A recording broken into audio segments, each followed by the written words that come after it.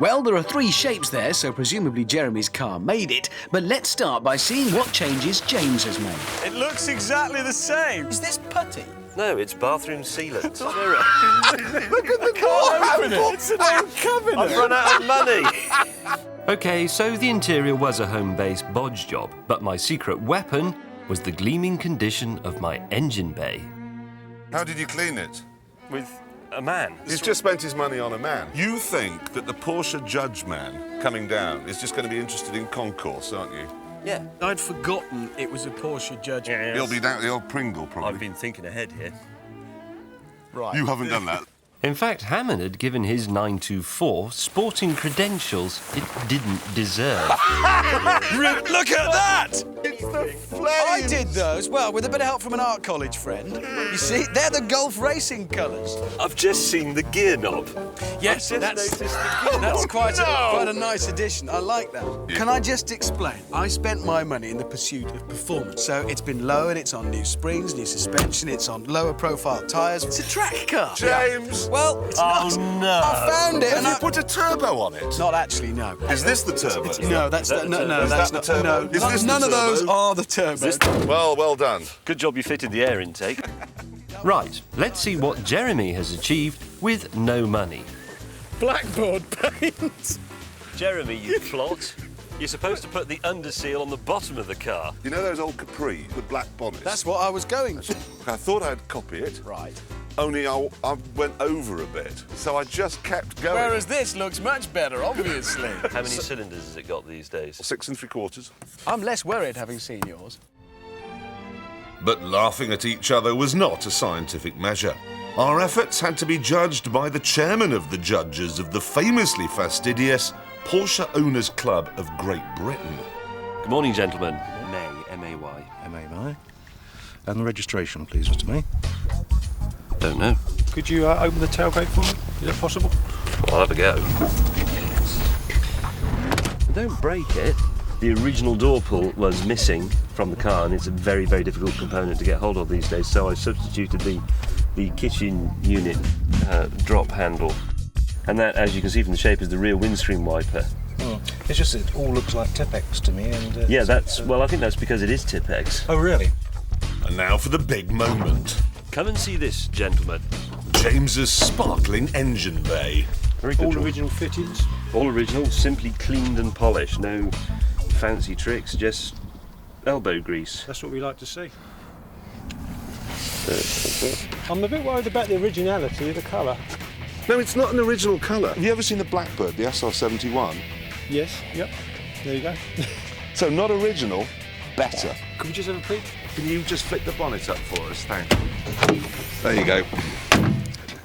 Excuse me. Ah, that's yeah. That's rather bold. I think bling. I really can't give you many points for the seats. But you can't knock many off, because there's nothing wrong with them if they're not there. True. Original stickers. Stickers are... Yes, they No, they're are. rare. Are they? 1 point Quite for those, valuable. then. Right. Probably the most valuable bit Yes. of the car. That's not real, obviously. What does that do? Nothing. While the judges retired to do their scoring, we dived into the next challenge. All your cars have a sporting pedigree. Each Porsche must set a lap time in the hands of the Stig. You will gain a point for every second under 1 minute 35, lose a point for every second over. There you started. So the black smoke. Listen. Bang! Look at all the smoke! That is just mist. On a lovely, lovely morning, there's a little bit of mist.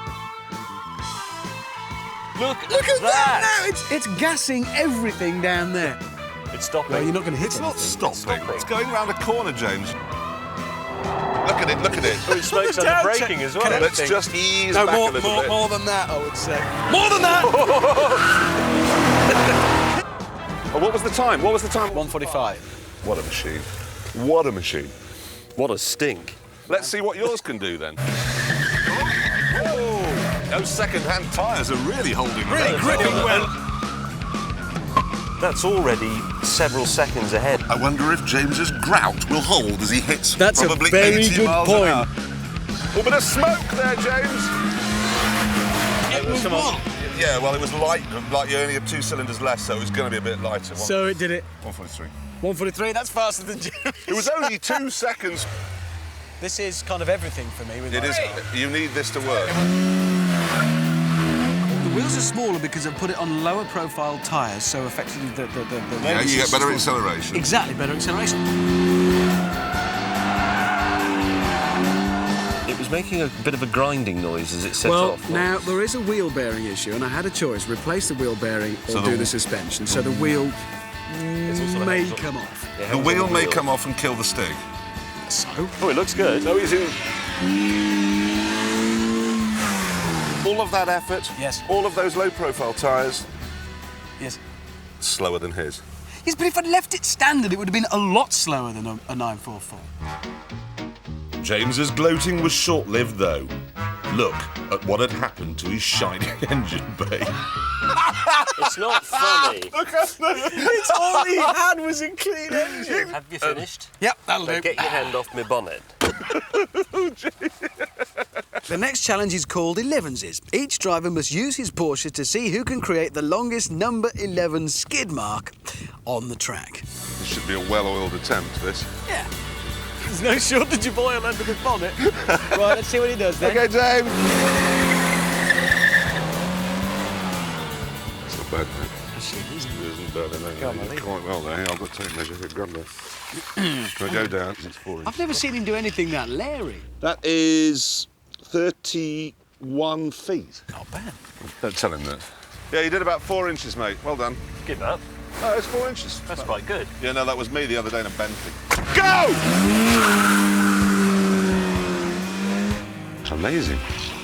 All right, give me the end. It is 35 feet. He's beaten you. It can do something. However, my V6 3/4 is coming now.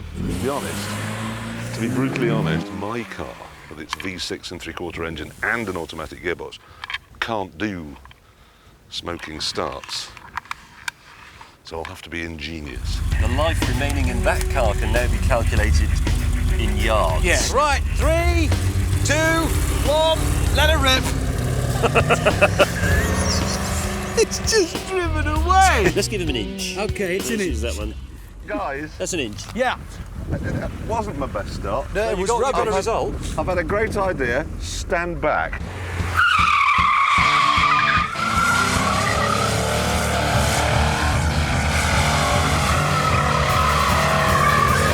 Imagine what he was like as a child. This is all just rubbish. That's not an 11, is it? 39, 40, 41, 42 yards.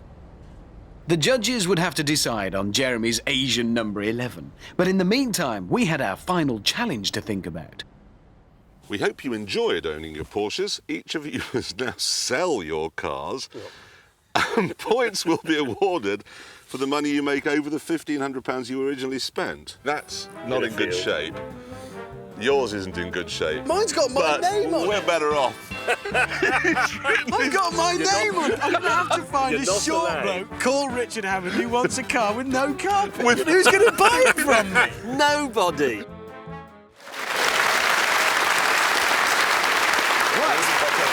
Now, the scores.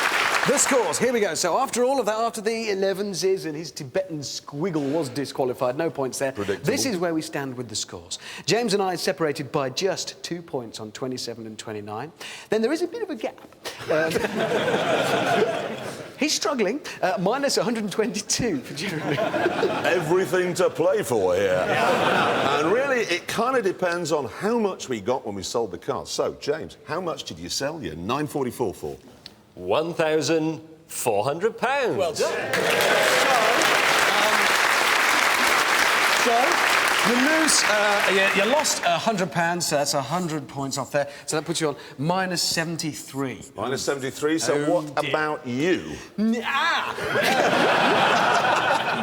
I haven't really... No, I haven't sold it. Haven't or couldn't? bit of both, I suspect. Nobody would buy it from you, so? Well, the point is, I think I'm about to lose 1,500.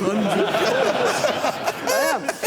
So that's not good. Oh, I'm swelling. 1,500. So that's This is a great moment. 1,471. I think that means I'm probably out of it. Well, no. The only consolation is you're coming Ready? second. I sold mine for £1,800. Nobody bought that heap of junk.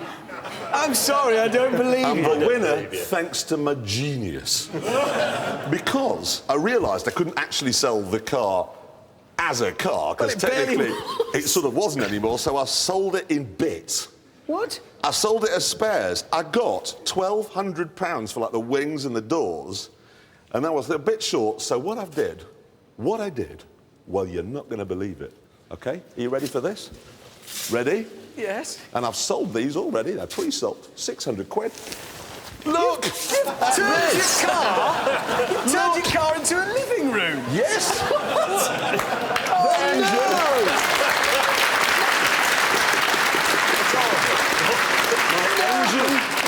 My ruined engine is now a coffee table. The seats, which are nice and kitsch, I've mounted. I've turned them kind of into chairs, and I've left the electric motors in there, so I can slide backwards and forwards. Took them down the market. Bloke gave me £600 for the lot. I am gutted. You bet you are. Keen to get cracking, we went to the Top Gear Technology Centre and set to work. It's all very simple, really. I am in charge of the batteries and the electric motor. Clarkson is in charge, God help us, of the bodywork and interior. And Richard Hammond is in charge of the chassis and the brakes. If you are going to build your own car, there's no point just throwing the chassis together yourself, because you'll get caught up in 20 years of red tape trying to get it registered to use on the road. So what you need to do is use the chassis from another car. But there is a problem, because most modern cars don't have a chassis as such. It's all kind of built into the body. So you need to choose from an older car. Specifically, you've got a choice of either a Land Rover, a Lincoln Town Car, or this, a TVR Chimera. I bought this one for £5,000, and I was going to remove its body and engine and then use its chassis as the backbone of our new car. James, meanwhile, was preparing to cannibalise something a bit less sporty. I shall be using the electric motor from this, which just leaves me with the problem of the batteries. Now, the Tesla, that American electric sports car, uses 6,831 batteries. But that seems a bit excessive to me, so to save weight and money, I'm going to use 2 batteries. Like all great car designers, I'd created a mood room, hung with images from which I could draw inspiration. Big cats, jet fighters, the actor, Peter Bowles. And pretty soon, I was ready to start work.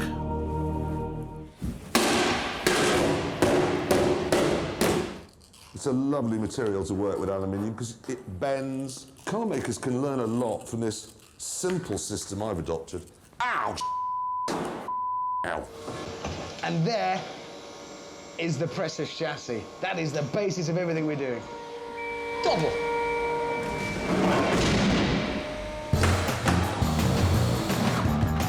In terms of construction, I've taken my lead from shelving.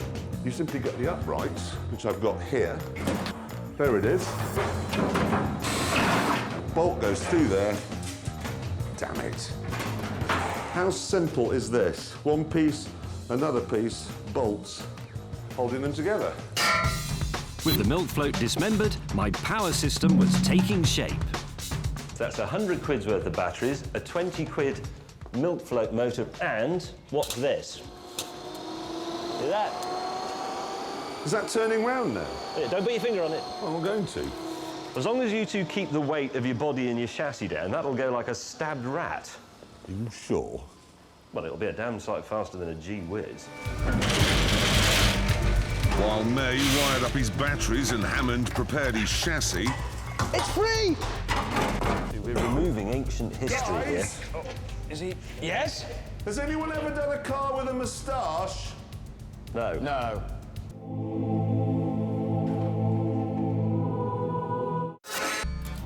Having finished their jobs, Hammond and May left me alone to complete the bodywork. Beautiful.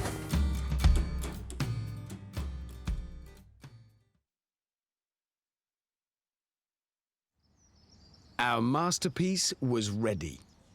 Well, credit where it's due. I mean, I can't see any of the nail heads. I mean, it's all right. You're pleased? Very. Amazed. I have to say, this isn't actually it. Oh.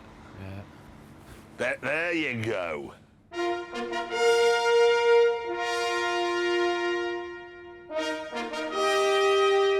That is the worst looking car in the whole world.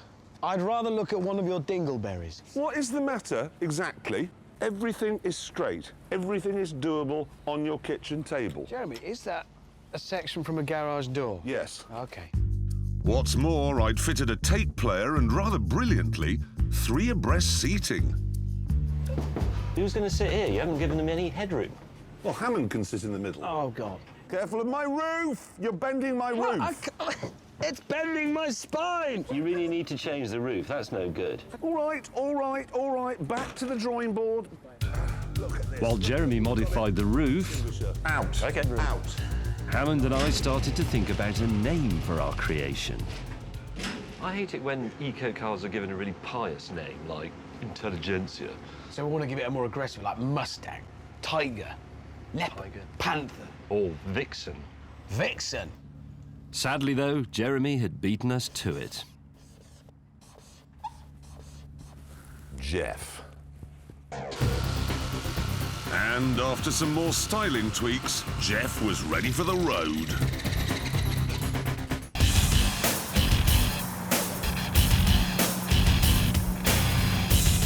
I feel like the Pope with his head in a box. It works. Ow! What is that noise? It's the motor. It sounds like they're filming an episode of Bonanza. Amazing racket. Don't knock, it's working. Open it up, James. Open it up. Yeah, go on. Give it the beans. I have. Is that it? Is that full speed? Yeah. How fast is that? Well, nearly 10. You built a car that will only do 10 miles an hour? Yeah. Actually, that wasn't such a bad thing, on account of a design flaw with Jeremy's shiny bonnet. Oh, no, my head's been cooked in a box! I tell you what, though, it works. It does I mean, work. it's going along. We're in an electric car. Which we made. Fantastic. £6,000. Can you put 3 people in a G-Wiz? No. In fact, we were so proud of Jeff, we took him for a drive into Oxford.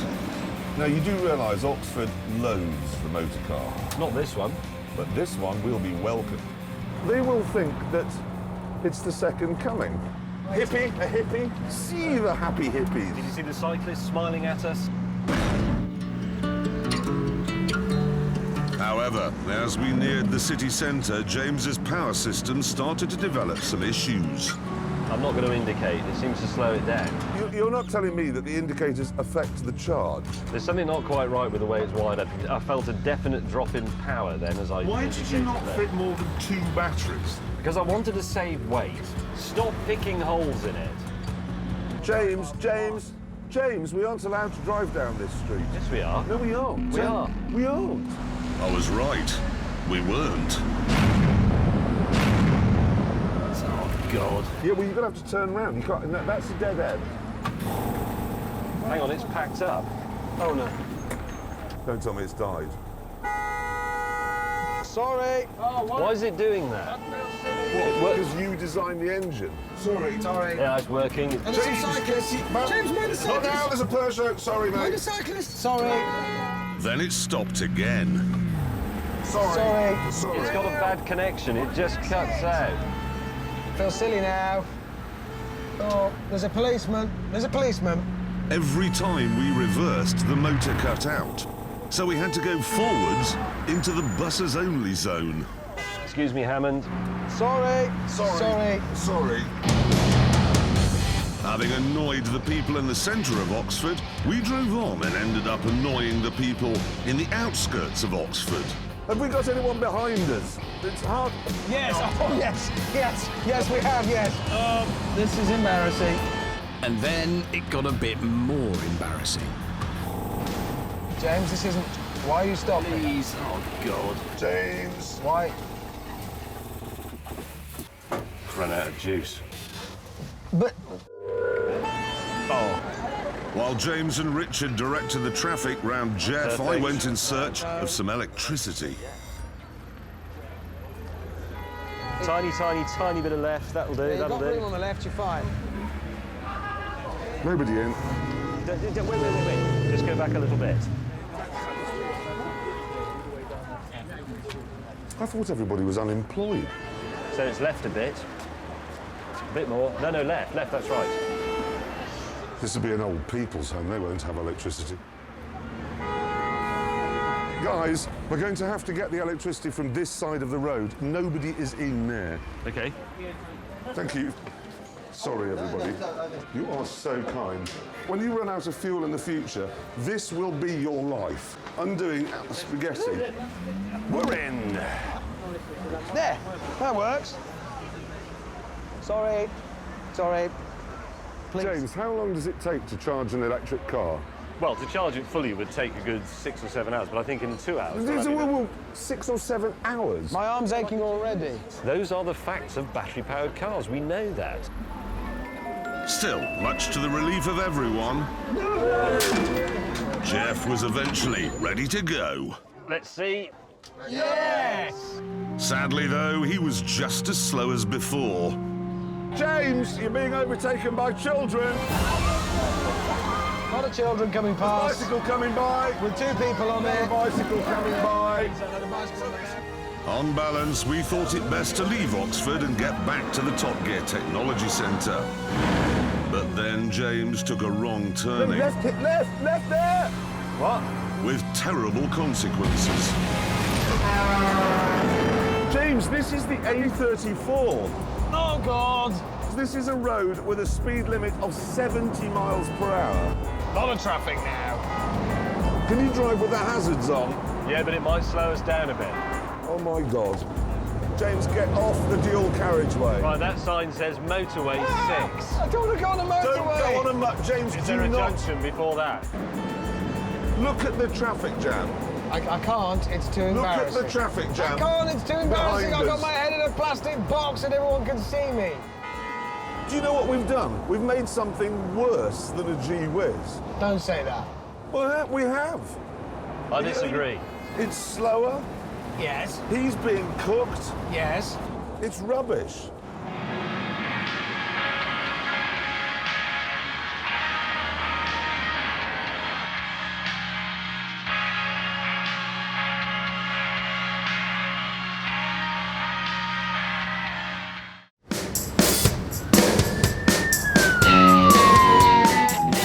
Before being allowed on the road, each of our cars had to face a government inspection to make sure they were road legal. Hammond sailed through no problem at all, and so amazingly did Mays. Me, though, I had a problem.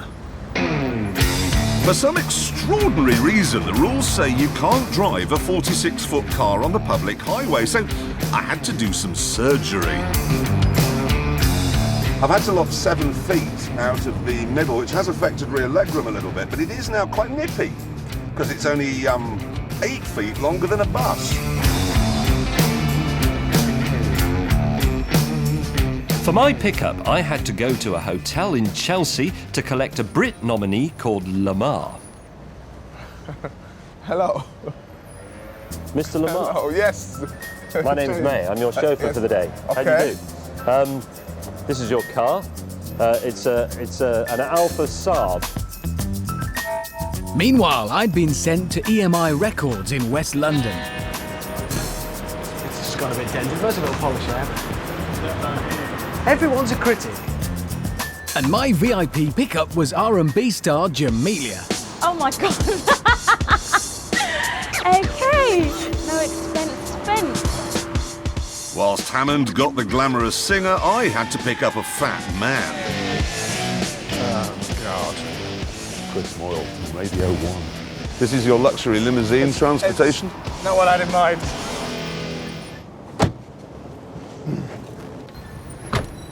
Right. Here we go. Sit back and relax. Oh. Why is it done?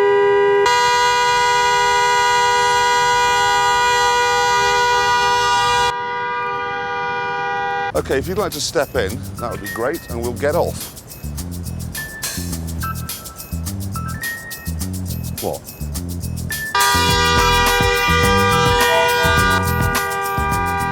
This is the intercom. Yeah. You press that button if you want to talk to me. If it starts to rain, don't press it because you'll get electrocuted.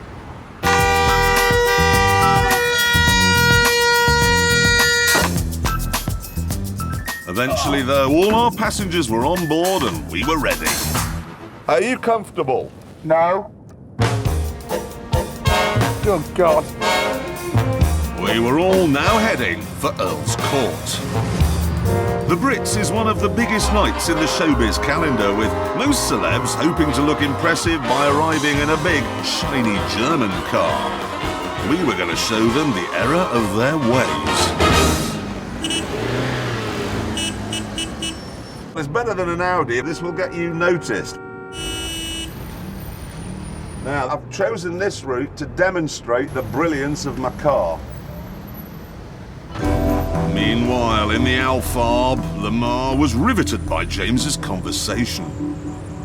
There is a small issue with the congestion charge because, as I'm sure you know, the camera records the rear view of the car. Yeah. But when they look at the photographs, it will give the registration number of a Saab, but the photograph will show the front of an Alfa. So it will look as though somebody with the wrong sort of car for the number plate has reversed into London. Back in the Panda, my demonstration of its brilliance wasn't going too well. Oh, no! You're crunching it! Oh! It's still standing. Exactly, there's nothing wrong with it. Shush. We can edit that bit out. So when the digital camera takes a picture, it thinks, well, that's a Saab. But when they look at the photo, they'll see it's an Alfa Romeo and it's going the wrong way. Hyde Park on the left there, sir. In the MG, poor old Jamelia was attracting a lot of attention from fans. Not least because Hammond had to modify his intercom to make it legal. Sorry about the fan thing, trying to chat you up there. That was a bit awkward for you, I'm sure. I can't hear you. Oh. So, Jamelia was embarrassed in the MG, Lamar was bored in the Alphard, and Chris had yet to appreciate the Panda's brilliance. That is a catastrophe that's just happened now. Is that car behind me very close? Yes. And then Lamar woke up as he began to realise that James had no idea where he was going. So the car doesn't have navigation, I take it? Well, it has navigation of sorts in that it has a driver who's lived in London for 20 years, 21 years now, in fact. Where are we now, sir? We're just coming on to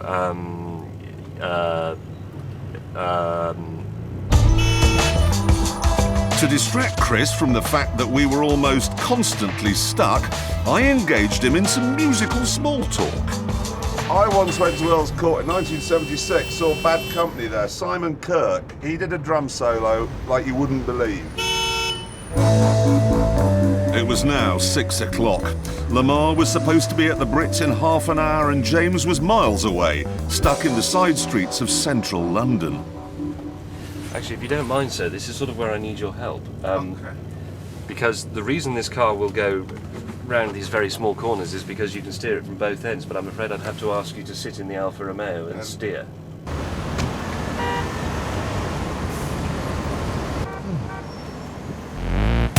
By this stage, Moyles was hungry and thirsty, and because I hadn't thought to include any onboard catering, he'd been shopping for supplies.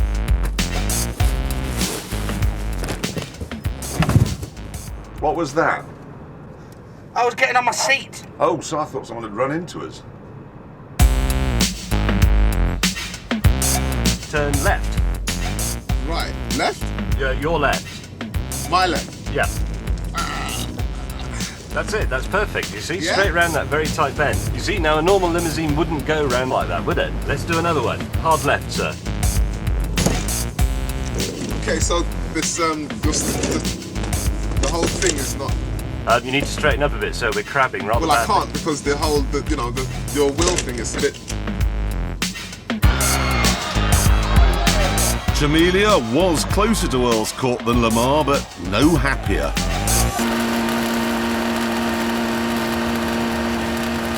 The accelerator's stuck open a bit.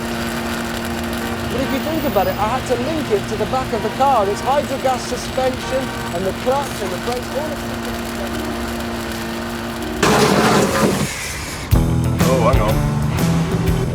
That doesn't sound good.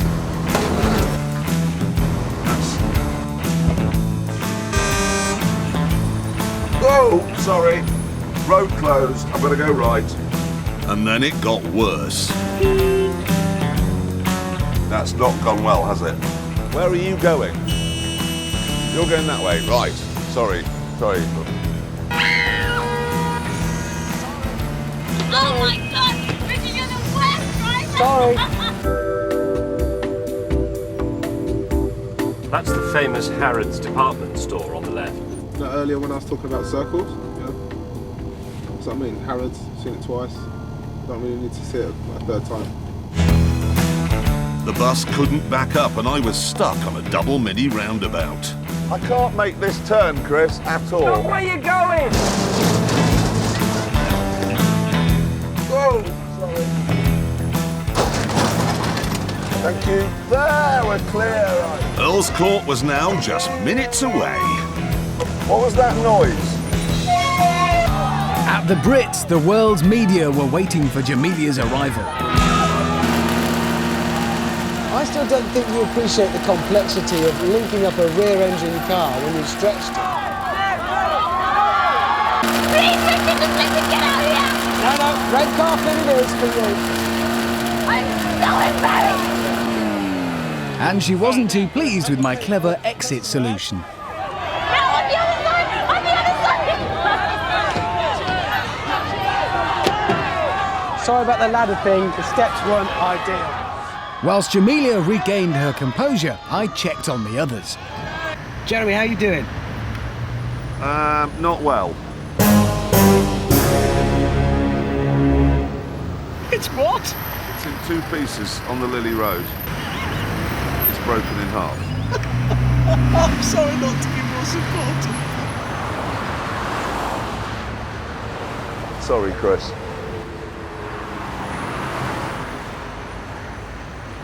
Probably end up being like an hour late or something like that at this rate, isn't it? You know? The first time I'm nominated, best male, you know, UK, best male, Lamar. Surely, sir, in the music business, it's fashionable to be quite late anybody. Nobody ever turns up on time, do they? There's fashionably late and there's stupidly late, you know? I can only apologise, sir, but it's... I don't want to hear anything. Just, please, just get me there. Well, there's 5 minutes to go. May is hopelessly lost. Jeremy's car is split in half. That means, by default, if nothing else, I am the winner! Yeah! Hammond may have been gloating, but I wasn't out of the competition yet.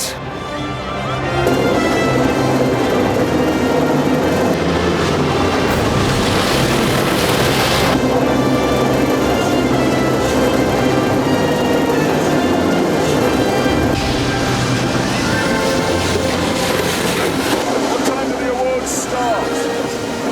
About 5 minutes.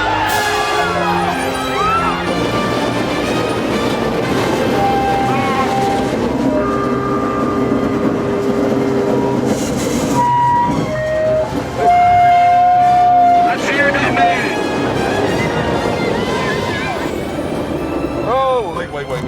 Right. Dignity, Okay. your arrival. Dignity, yeah. Dignity. Right. So, Moyles was happy, but Hammond wasn't. You cheated. You finished with half a car. You're supposed to finish with a stretch.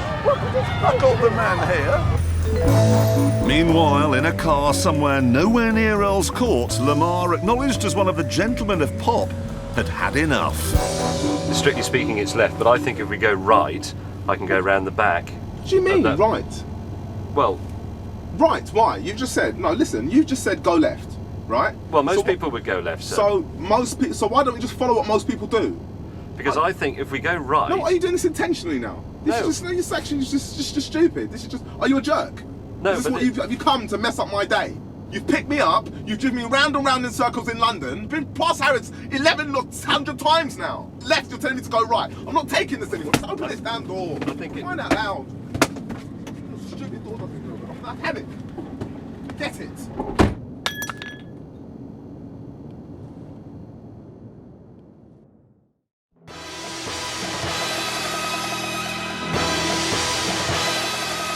The launch site was a military base whose whereabouts are a top secret.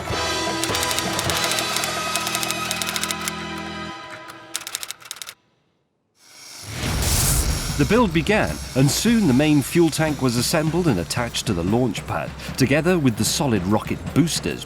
These parts contained the 8.5 tons of rocket power that would take the Reliant up into the heavens. Here's what terrifies me. As it is here on that, let's be honest, bit of scaffolding. Yeah. Just the tiniest, like that's Birmingham or that's John and Groats. Look, it's fine. It's held down with some old concrete blocks and some straps that you use to hold furniture down in a removal van. That's perfect. Right, there must be something useful we can do somewhere. As it happened, there was. We were sent off to dig a bunker for Steve, the model airplane pilot who would glide the Reliant in. But that wasn't easy, because the launch site is littered with unexploded bombs. Thank you for choosing a precision metal detector. With your metal detector, you can hunt for coins, relics, jewellery, gold and silver just about anywhere. Does it say bombs? No. James had bought his metal detector at Argos. So I got myself some serious body armour.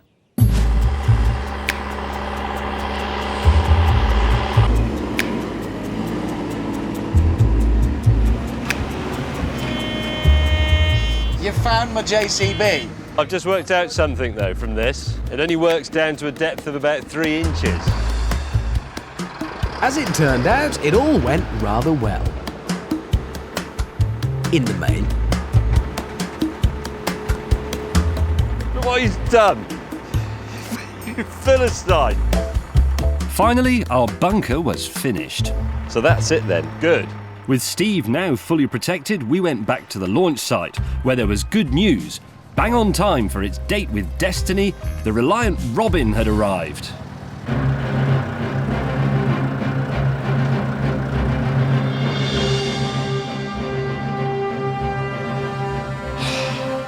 You're all right. You're all right. Keep it coming. You're all right. On that line. You're all right. Yep. You're all right. Back. Nice. And stop. That is the business end of a reusable Reliant orbiter. Wow. Then we were entrusted with another job. I reveal to you the legend. You spanner. What? That's where it goes on the But wing. think what it's going to look like when it's up there, pointing upwards. Brilliant. Upside down.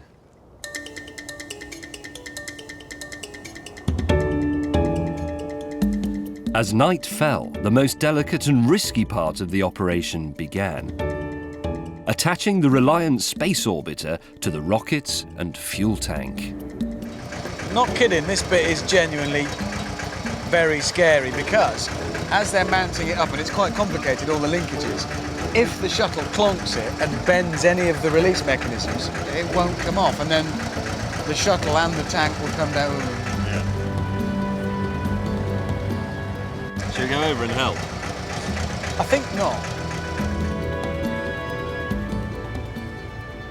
Did you hear that really un-NASA thing he said just now? What? Right, come on lads, let's get this Robin. Oh, ladder's coming out. Again, at NASA, Yeah. they don't keep a step ladder on the launch pad. One small step ladder. Don't stop laughing, they get really cross. Finally, the Robin was attached and the completed space shuttle made for a truly awesome sight. Everything was looking good. But later, in our suite at the local Ritz Sheraton, I was a worried man.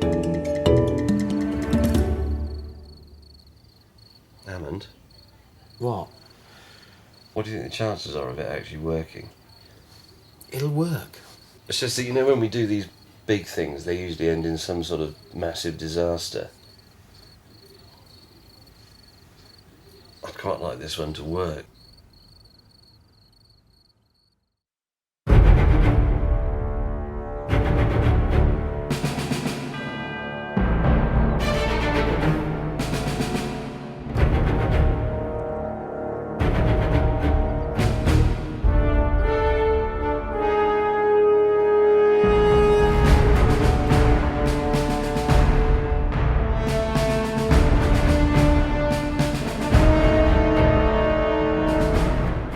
Well, it's up, it's built, but it's worth a quick reminder of exactly what is going to happen. Absolutely, we've got 8.5 tons of rocket thrust to push that thing off the ground at about 1,000 feet. The two solid rocket boosters will be empty.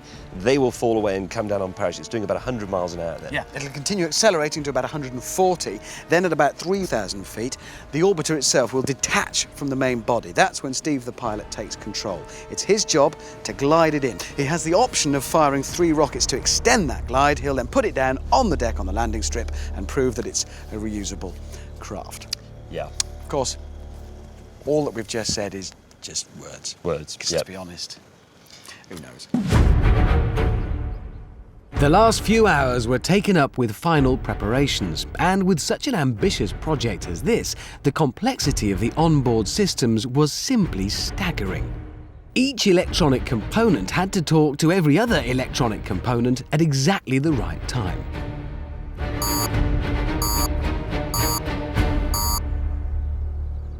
There have been 1 or 2 delays. Most of these are of an electrical nature. There's a long wire leading from launch control down to the rocket, and unfortunately that had a break in it somewhere. James, a cow ran through it. Yeah, okay, but that's all sorted. We are now fueling the bird. And once that's done, there can be no delays. It's full of fuel, so they're going to have to light that candle. Yeah. The tension now was almost unbearable. You could almost hear Jeremy preparing some intergalactic smugness. So, would it stay on course during the ascent? Would the rockets and fuel tank detach? And would Steve, who by the way had refused our kind offer of a bunker, be able to pilot the Robin down safely? In just a few seconds, we'd know.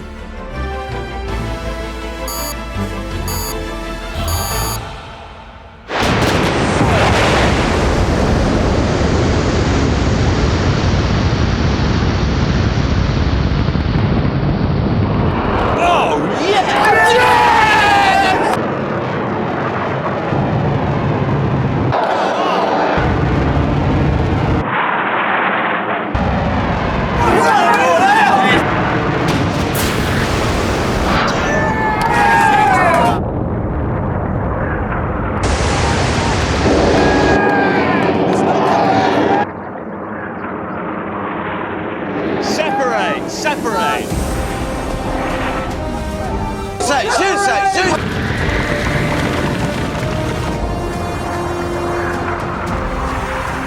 Separate! 12 1,000! Separate! Right!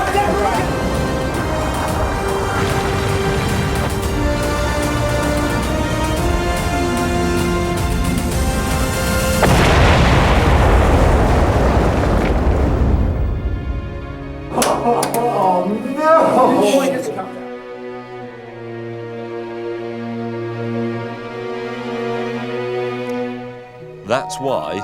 How are you going to use it again?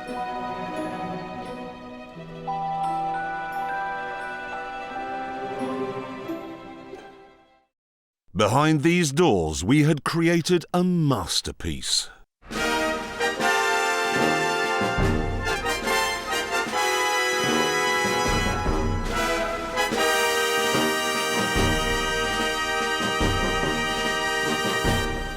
As you can see, Hammond has done a very thorough job along here of anchoring the roof at the front. We've replaced the glass that was broken, and that obviously does tuck under there. That's not a safety feature.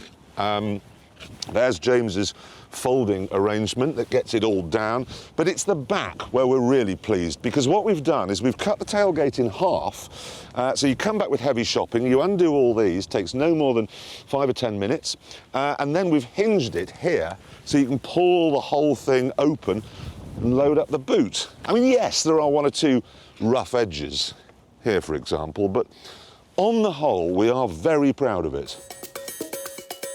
To see how good our roof would be in real-world conditions, the production team came up with a number of tests. Now, our first challenge. Yes, indeed. Let's have it, Professor Wright. No idea what this is.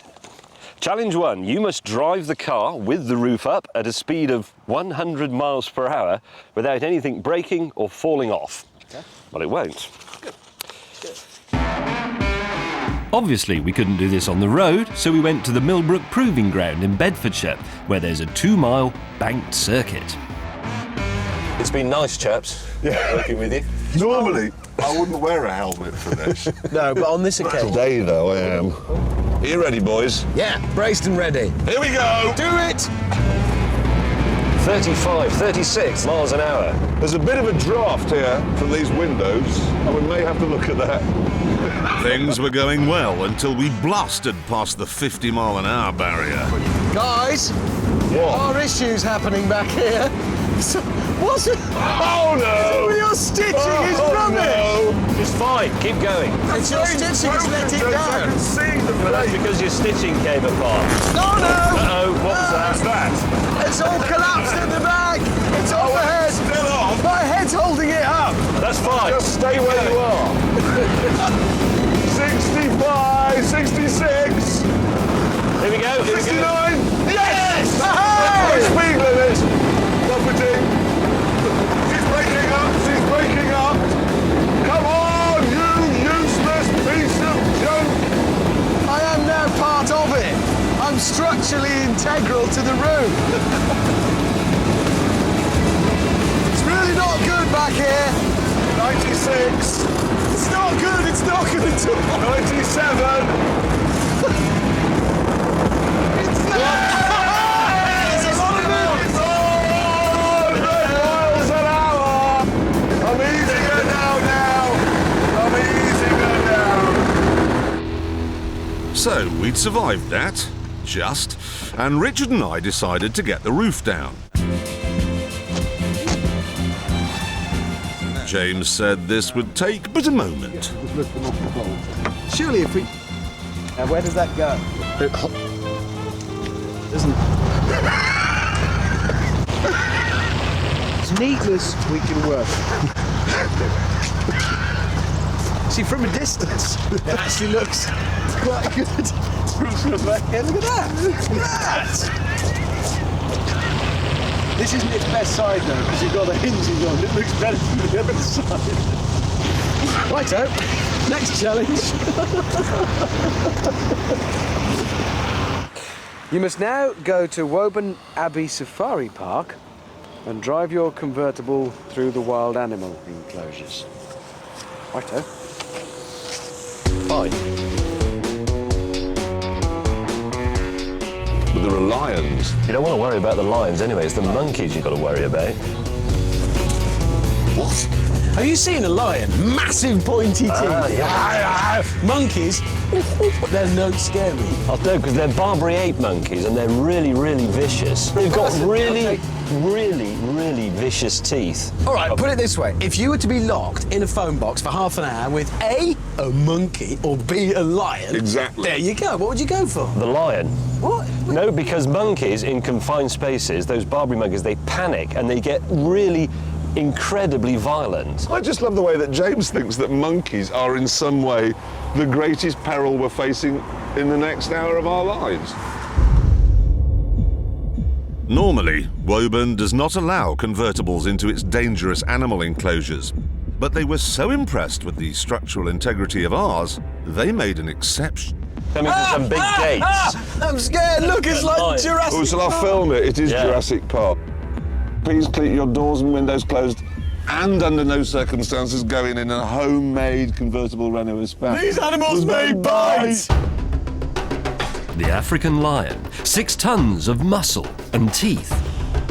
To anyone from Woburn, have these lions been fed? They're on a starve day today. Excuse me, it's Jeremy again. Did you say they were on a starve day?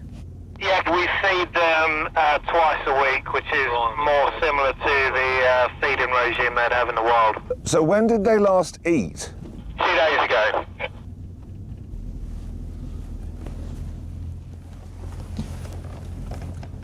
Yeah, but... If you mention monkeys, I'm throwing you out. Oh, stop! Holy They're eating mama! the spine of... the last person who came through in a convertible. To him, we look like a sort of sandwich box with the lid half off. Fortunately, the lions had other things on their minds. Oh, look what's going on. Oh, no, he's... That's lion porn. What are you doing, man? What if he tries to do that to us? With my point made, we left the lions and headed for the peril of the monkeys. Monkeys! Some of them are like a foot tall. He's eating a carrot! Look what he's doing to it! But then a really big one rocked up. Attack, monkey! Get off! That's a Barbary ape. He is. No, you got to stay there after you mocked me. Off. There's another one in the front.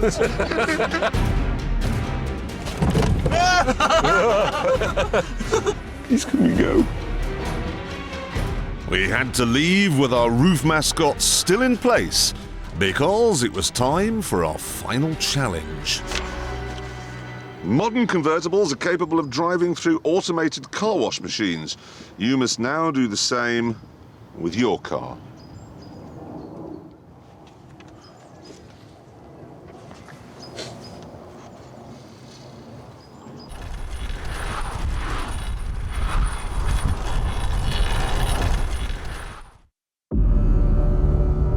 The car wash selected for the test was brand new.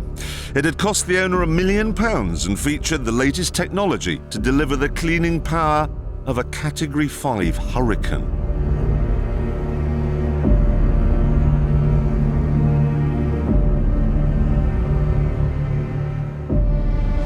Has anyone else suddenly become slightly nervous? Yes, I'm terrified.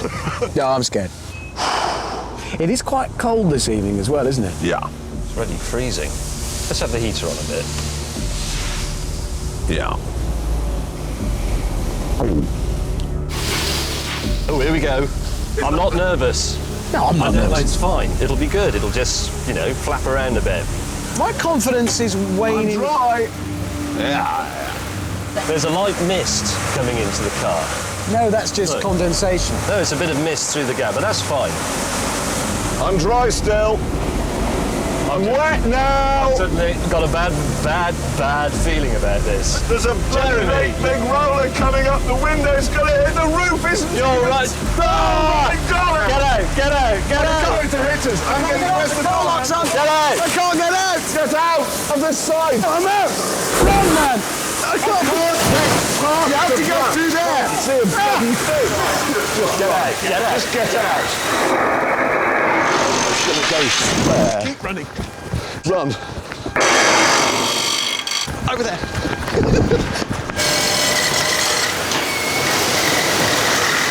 That's bad. That was bad. It's on fire. It's what? Absolutely. It can't be on fire. It's on fire. It's on fire. Just run. Just run. This is the challenge, gentlemen. You must drive your amphibious cars, yours isn't, to Rudyard Reservoir. It's a reservoir near Leek. So we've gone from Kiel to Leek and drive them all the way across the 2-mile stretch of water. 2 mile stretch of what? 2 miles. If it's 2 miles, reservoir. it could be choppy. Yeah. Doesn't bother me, I'm doing 40 knots. Doesn't bother me. I've got infinite wind power and a very stable craft. Mount up, gentlemen.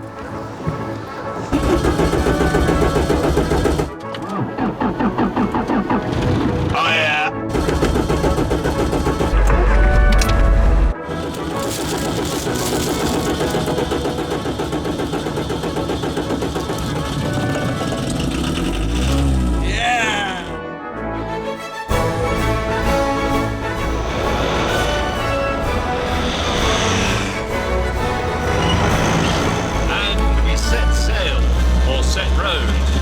It was only 20 miles to the reservoir. What could possibly go wrong? Now's the time I can be quite honest, really, about some of the aspects of this car. The ride is appalling. I told Curtis, don't weld the suspension up. So he hasn't, he's just fitted solid shock absorbers. I had other issues. When it was new, it had 17 horsepower, there or thereabouts. Let's assume it's now got about 40. With the additions I've made, this now weighs 2.5 tons. This is the slowest thing in the world. But not as slow as James. There we are in top gear. 35 miles an hour. I'm sorry, I don't have time for this. That's 50.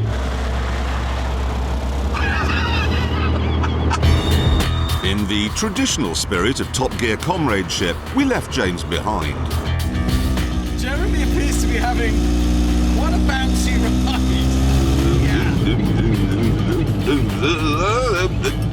Meanwhile, my lack of power really was becoming a problem.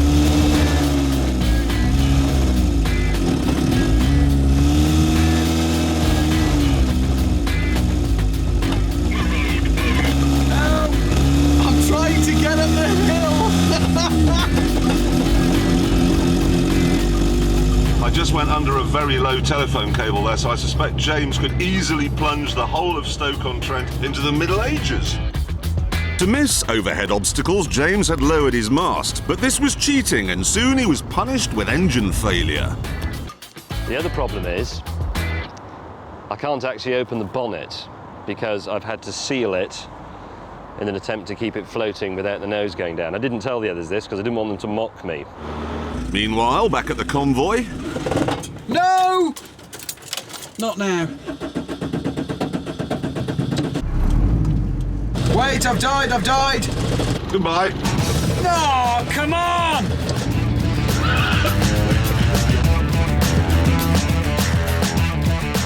They failed, frankly. Maybe their cars will work on water, but we'll never know because they'll never get there. I managed to get it going again, but not for long. Engine stalled, no brakes, limited steering. I'm going to have to ditch it. Oh, I think we've overheated. We've lost oil, water, diesel, blood, past the lot, really. James, rather thoughtfully, chose to have his second breakdown right next to me. What is it, me hearty?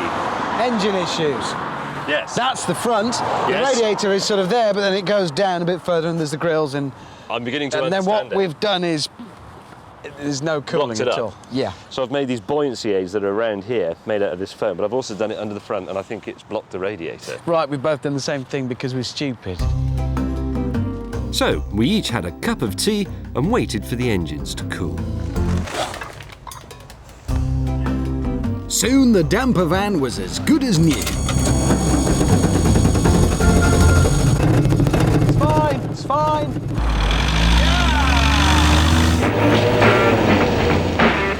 James had been told to put his mast back up and was running well too.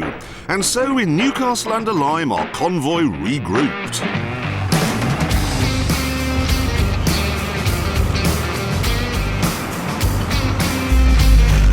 God, I can't smell my own car overheating because of that. Trees. James, watch out for the trees. Trees. Trees, James, trees. Uh-oh, trees. Then the inevitable happened. Where's May? James, you've just gone the wrong way. Then, more inevitable happened. Hammond, you've got big smoke coming. No, stop. Never mind, things could be worse. Oh, cock. Oh, no. That is. And I've stalled and I've overheated. Sorry, mate. I'm sorry. Eventually, we were back on the road and in the Peak District. That's peak, as in hills. And hills were a big problem for Hammond. The really embarrassing thing is, it's slightly faster like this. The gloating will be endless. How James is doing. Well, this is more like it. Performance has improved dramatically. I'm really bowling along.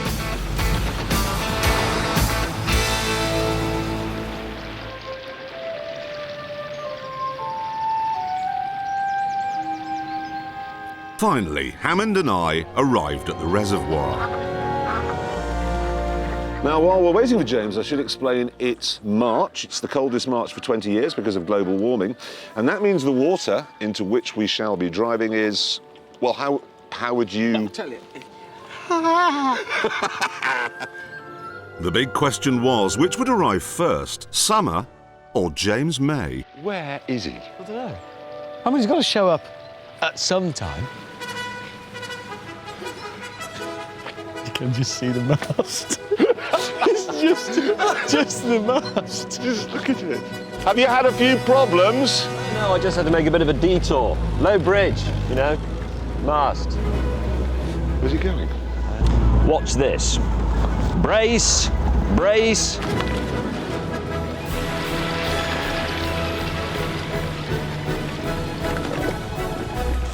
It works. That is really annoying. I've got a rudder. It did indeed work, for a few moments, but before I could hoist my sails, I drifted into some weeds and got stuck. Then it was my turn.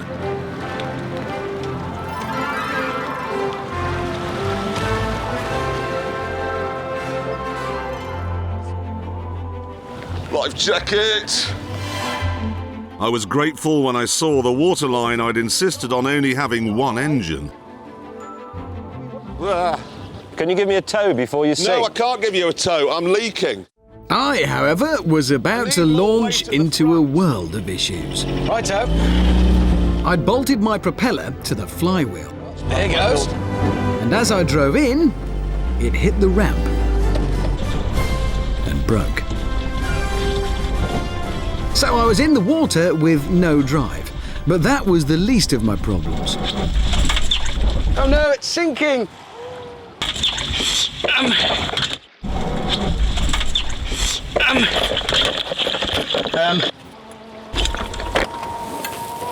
Yeah, mine hasn't worked. Can you come and give us a tow? No, mate, my engine doesn't work. Those incompetent co-presenters I have.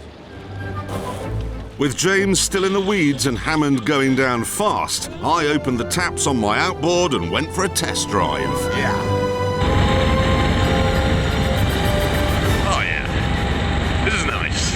Maneuverable, comfortable. It just works. It works, but really this is top speed. That's annoying. Richard wasn't going anywhere unless he found some power. I've got a spare outboard. You are joking. I have. How much will you give me? £1 million. $1 million. And a leg. Take your pick, either leg. Oh, yes. Now, what do I do?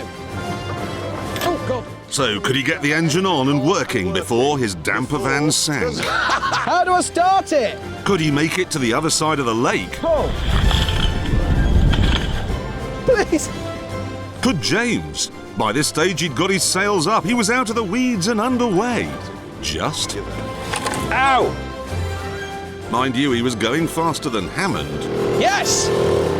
It's moving! I'm moving! It's a boat! Morning!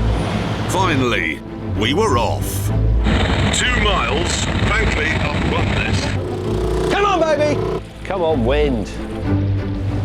Sadly, my exuberance with the throttle was causing some problems for the toy boater. No! Got a massive bow wave at the front. But Hammond had bigger ones. No! No! No! Ah!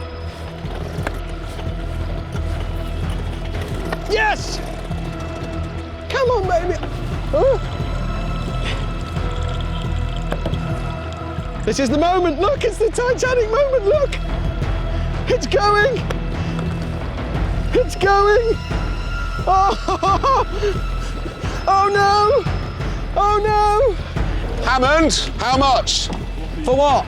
A lift. I'll give you £1 million or this bucket. What do we think, viewers? Oh, come on, man, I'm going down. Where's May? I don't know. What do you think I'm worried about right now? I'm aboard. Now get in there and get bailing. Oh, bollocks. I've come up with a problem. What? You owe me £1 million? While I was on my perilous rescue mission, James had powered ahead. I need more wind. Here we go. My toy submarine is off. That's full power.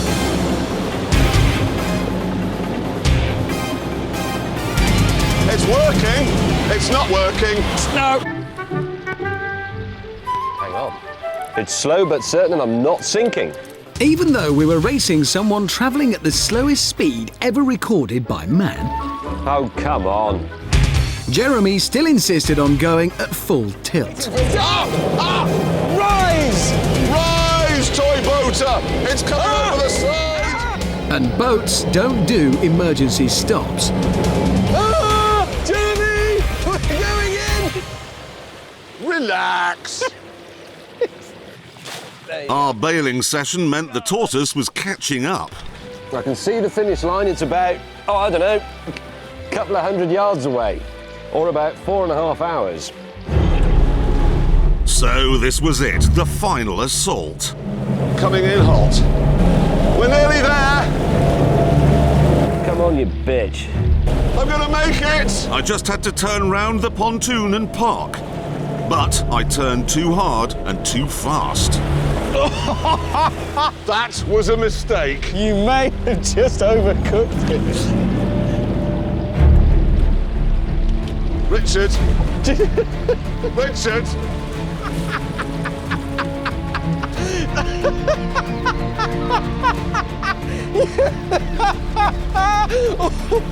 It's going over. I'm just...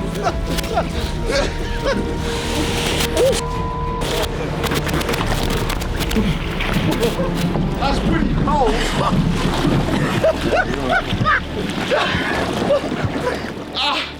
That's pretty bloody cold.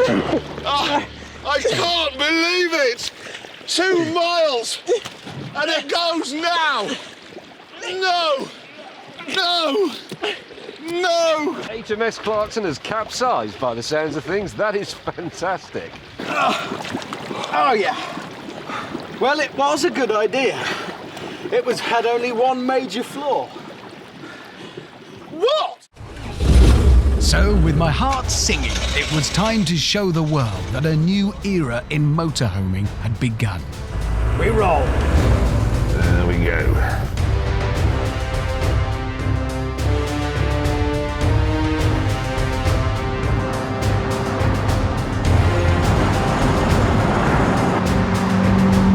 So just to recap, viewers, what I'm doing now is going for a nice drive down to Cornwall in my Lotus. There is no impression whatsoever of there being anything on the roof. That weighs less than me. And that's the point, lightness. I'm preserving motoring pleasure for the campervanist. Sadly, when the Land Rover got up to speed, I realised there was a bit of a design flaw. In modifying this particular example, in cutting away the bodywork to create this, I have left a slight gap sort of all around here. And there is quite a draft. It is quite chilly. Mind you, compared to Jeremy's design flaw, Oh my God! No, this is terrifying. I can't begin to describe what this feels like. It's okay, wallowing quite badly I asked James to pull in behind and assess the gravity of the situation, but he wasn't much help.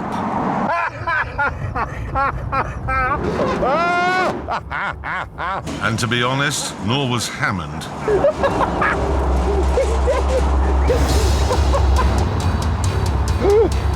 I've cocked up. I know I've cocked up. Oh, hello, Prince. Jeremy, did you make a note of how tall it actually is? No, I didn't. Yes. He hasn't got a clue. As Jeremy screamed his way onto the A303, all was well in the Lotus. I know people have a bit of a downer on Lotus and believe that they're hideously unreliable, but really, there's absolutely nothing wrong with this car, apart from a little bit of electrical infidelity. And the clock. I mean, it works, but only the minute hand works, so I know it's 2:45, I just don't know what it's 2:45 to. Okay, I'm going to operate the heater controls now. Land Rover heaters are, not their best feature, if I'm honest. That's on full. I can't feel it at all. In the leaning tower of Citroën, I was starting to relax a bit. She's very pretty. She just liked it. She wouldn't like to go in Hammond's because that's stupid.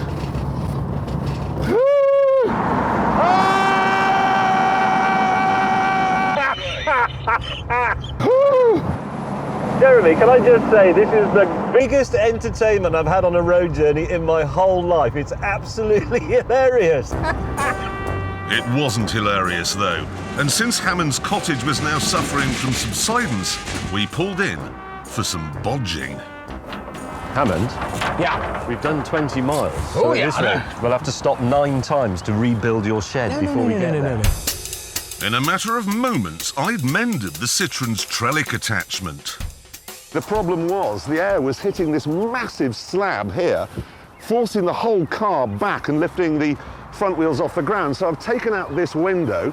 The air will now go in there, and then I've removed the rear door so it can come out here. 20, 30. Oh yeah, that's just massively improved it.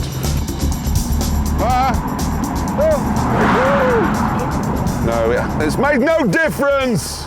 Make it stop. Right, well, we've done about 30 miles. 180 something to go. Amazingly, the convoy did keep going until eventually we pulled in for a fuel stop. Okay, now this is a bit of a faff. Ow. Oh.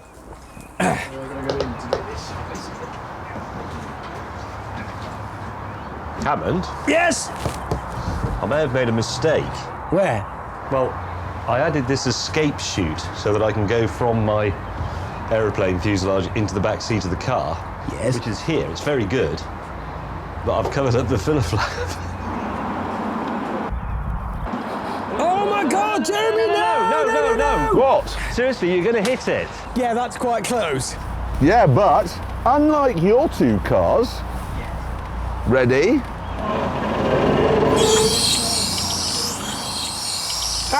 Oh, yes. Yes! Soon, refueling was underway. Here we go.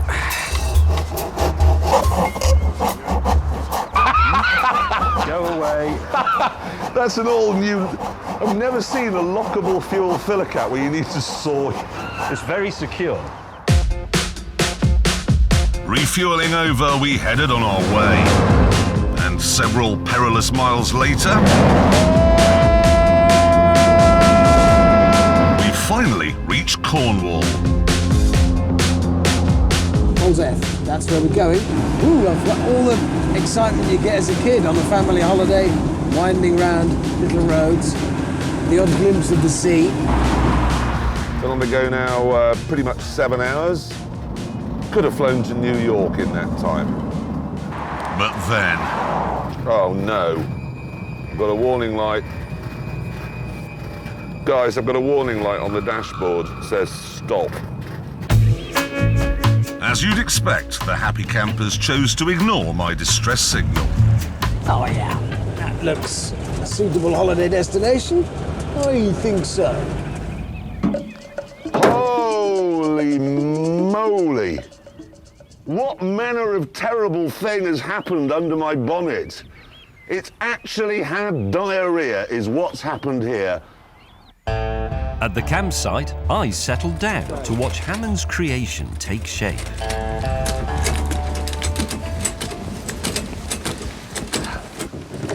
Yeah. Oh yeah.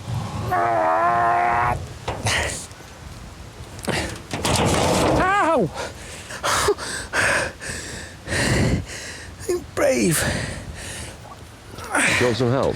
Nope. Don't need it, mate. One-man job, this. Having got the block of flats going again, Jeremy eventually joined us. This is gripping. Ah! What are you doing? It's Finishing unclear. touches. In Hammond's head, his build was coming along nicely. But it wasn't. No. And an hour later, Jeremy and I were bored. Is there a pub? There was, so we went to it, leaving Hammond to carry on building. I see this as a sort of club room. Darts. Hanging out with your mates. Oh, yes. There it is.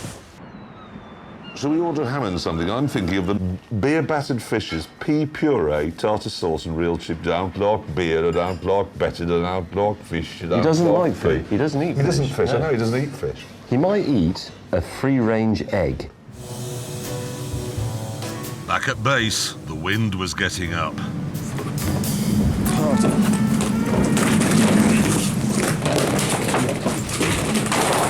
That bit's slightly too short.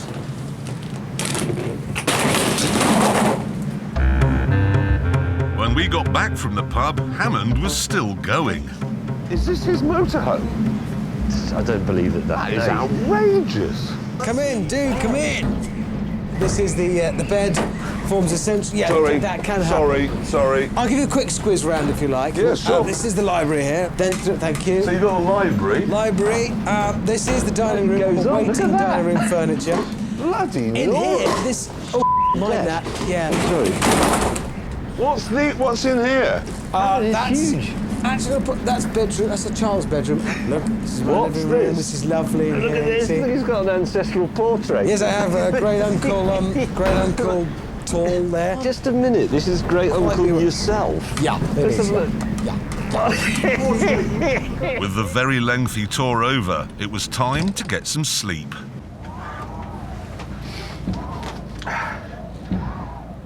These are my night clothes that I like to wear. Oh, there we go. Oh. No! Still, could be worse.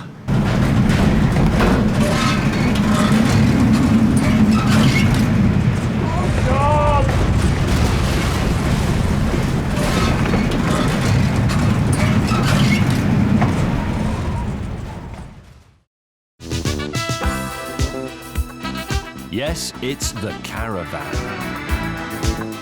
Now, as regular viewers of Dave will know, we have, over the last 24 hours, done our very best to rid the world of the caravan menace. I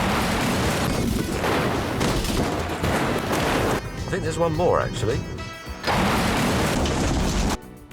That is, I think you'll agree, sterling work in our battle to free the roads of these mobile traffic jams. Sadly, it's a battle we're losing. There are now almost 500,000 caravans on UK roads, and the British are the most prolific caravanning nation in Europe, a title we've held for almost 4 years, according to the Caravan Council. In short, they're building them faster than we can destroy them. So we need a scientific approach to getting them off the roads, and I may have found it.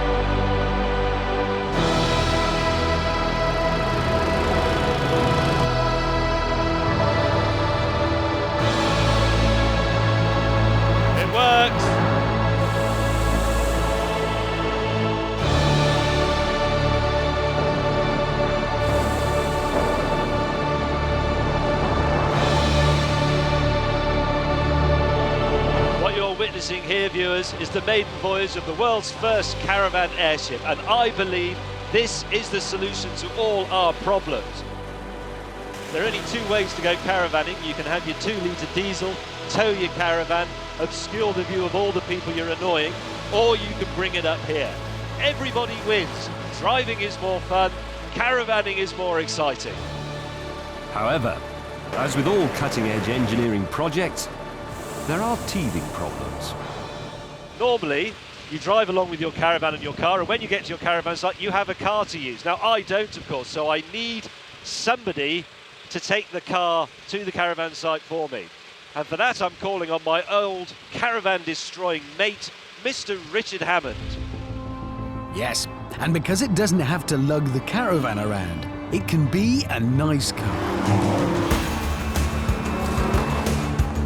This car will never ever hitch itself to a swift Rapide. It's a Lamborghini, probably the least caravanish car company ever. And this is their new Gallardo Balboni. It's a tribute to Valentino Balboni, Lamborghini's most famous test driver. Now, although he wore a cardigan to work, he was a mentalist. And as a tribute to his mentalness, this particular Gallardo is the most mental Lambo there's been for a while. But more of that later, because first, I shall ring James and offer him some encouragement. Hammond, May. Hello, that thing is going to crash and burn and explode, and you'll be scattered in a million pieces across the English countryside. Oh, don't be so defeatist. Anyway, listen, I've got an address for you. It's Hunter's Moon Caravan Club, which is just outside Wareham in Dorset. I've made the booking, they're expecting an airship, and I'll take you for lunch by the river. Right, see you in a bit. Caravanning in a Lamborghini. I think you might actually be onto something here.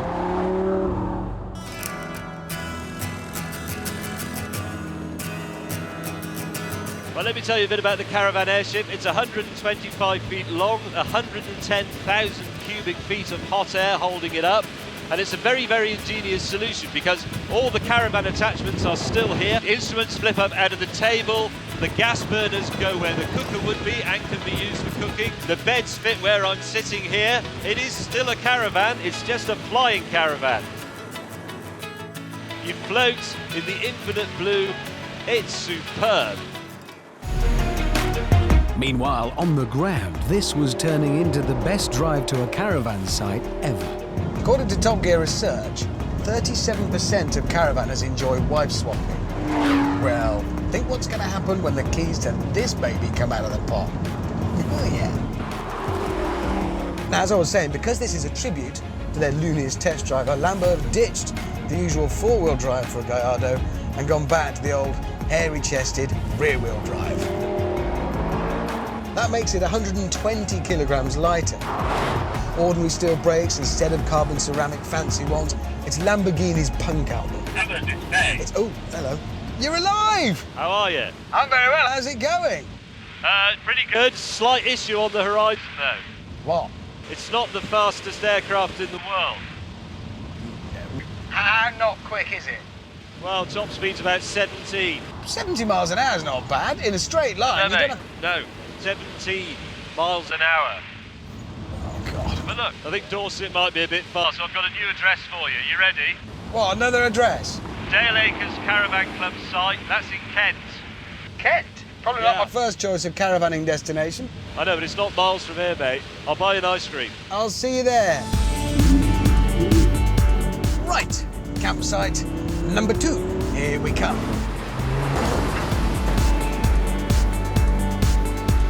It's now time for a spot of airborne lunch. This is unquestionably the most powerful cooker ever fitted to a 2-bird caravan. It's very well cooked on one side.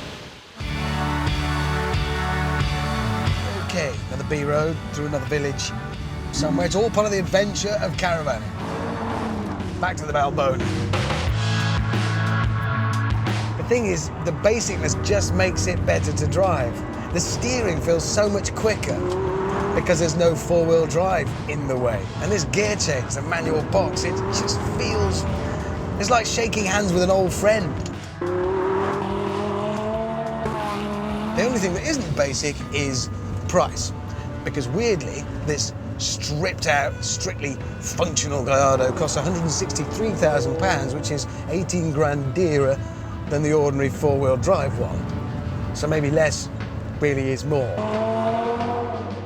The Balboni propelled me towards our campsite in Kent. And then James rang again.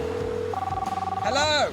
Hello? Are you ringing from the grave? No, not at all. It's going marvellously up here, mate. You'd love it. There is one slight hitch, though. All right, what's up now? The performance is slightly marginal. If I get a headwind of more than 13 knots, I start to go backwards, really. What, you can't go into a wind more than 13 knots? No. What's the wind speed now? Well, it was 12. So what you're telling me is you've just been blown around Britain? It takes too long to get down to Kent, so I'm going to turn around and go the other way, up to Suffolk. Right. Anyway, listen, I've got an address for you. Why didn't you just ring up and book us into every caravan site in Britain before we left? Stop nitpicking, will you? What a Norbert.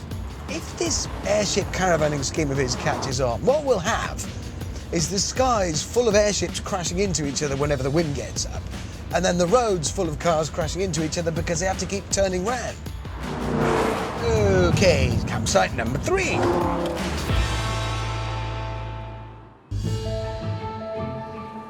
With the wind behind me, I headed for our new destination.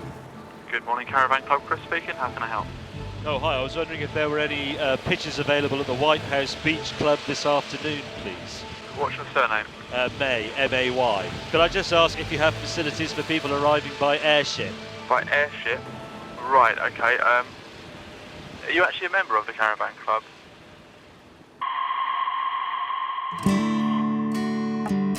Here I am in the village of here, this village, and it's somewhere I would never have seen. Okay, that's a really, really big tower over there. That's clearly just a danger to caravanners, isn't it? I mean, look at it. Must remember to tell James about that.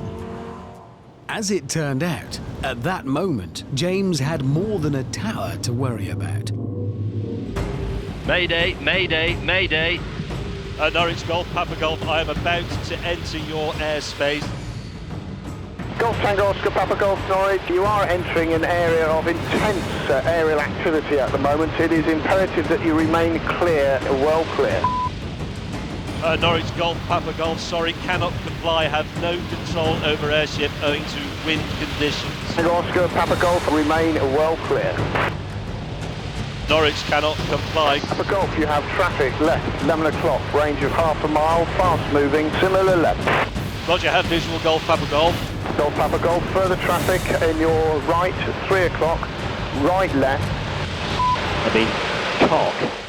BBC Radio 1 News Beat. Right, that's the news report. No news of a massive fireball burning over Northamptonshire or of people in the streets being hit by pieces of long burning hair and bad jumper. Anyway, I'm probably being pessimistic. Sure, it's going very well. No! Stay where you are, man! Golf, Papa Golf, I'm heading very close to the KLM City Hopper. Can you advise them, please, not to start up or take off? Papa Golf Norwich, the police helicopter will surely be approaching. Golf, Papa Golf, police helicopter really not necessary. I will attempt to clear your zone at this altitude. Golf, Papa Golf. Please don't call the police. Norfolk Police helicopter, Oscar India 99 to Golf Tango Oscar Papa Golf, receiving over. Roger, Golf, Papa Golf. Cock. Yeah, Oscar India 99, not really aware of your intentions, but you've strayed into the controlled airspace of Norwich Airport. I may be about to get a colossal aviation bollocking.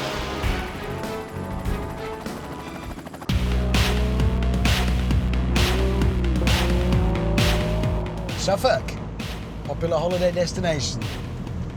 Just a few miles away now. James will have landed, set the van up, organised our little home from home, probably got the kettle on. With the wrath of the sky cops still ringing in my ears, finally I reached a caravan site. I didn't know if it was the one I'd booked into, but it'd do. Here we go for a landing you won't even notice. This is a lovely approach over the trees. Just a matter of arresting descent with little bursts of gas. What I'm actually doing here is helping to realise a dream that was held by many great men. People who envisaged the elegance and the majesty of lighter-than-air flight. Count Zeppelin, Neville Shute, Barnes Wallis, this is for them. There's a bit of drift, a bit of drifting. Oh God. Cocking Nora, this is difficult. Gas, gas. It's going down! No! Keep it upright. I may be going sideways slightly. Mayday! No! Oh, bloody hell, stop!